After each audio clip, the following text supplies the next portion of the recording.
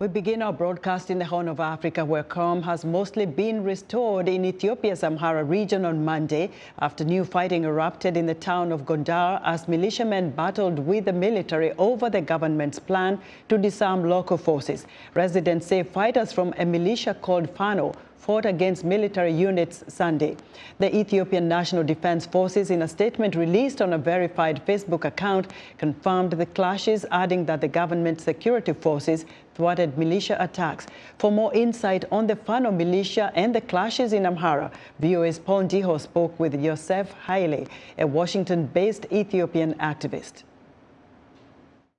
In the Amhara region right now, a war is going on. Actually, the war is between the Ethiopian National Defense Force and Amhara people.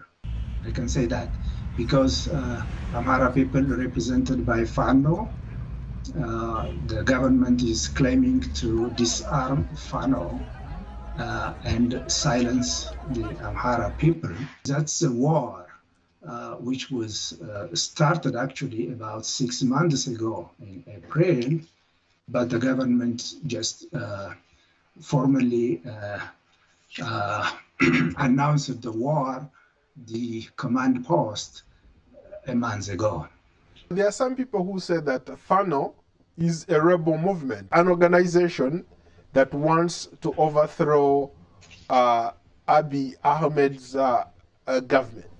How do you respond to that? It's an Amharic word representing Amhara patriots who is defending the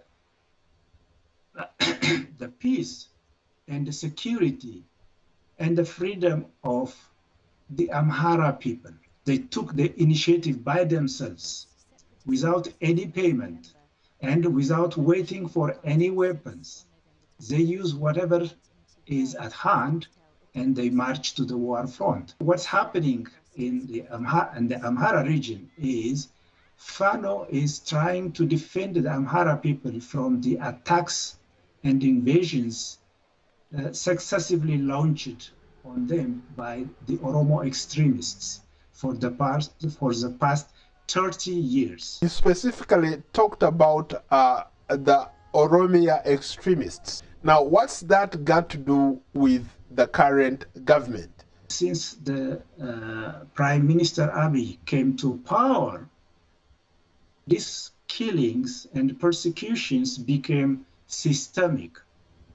The government structure, the forces, the authorities were used to displace the Amharas from Oromia region, to kill them. But Yoseph, we live in a world where we all have phones that can record.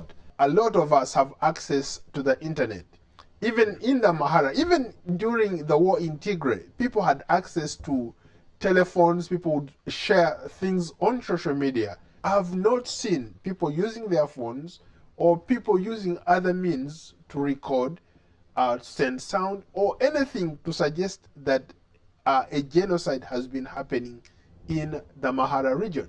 In southern Ethiopian region, in Gurra, there was mass killings, but all of these incidents were not isolated. They were planned and systemic. You have a lot of concerns, and your concerns are varied. What should Abiy Ahmed's regime do to help out the Amhara people?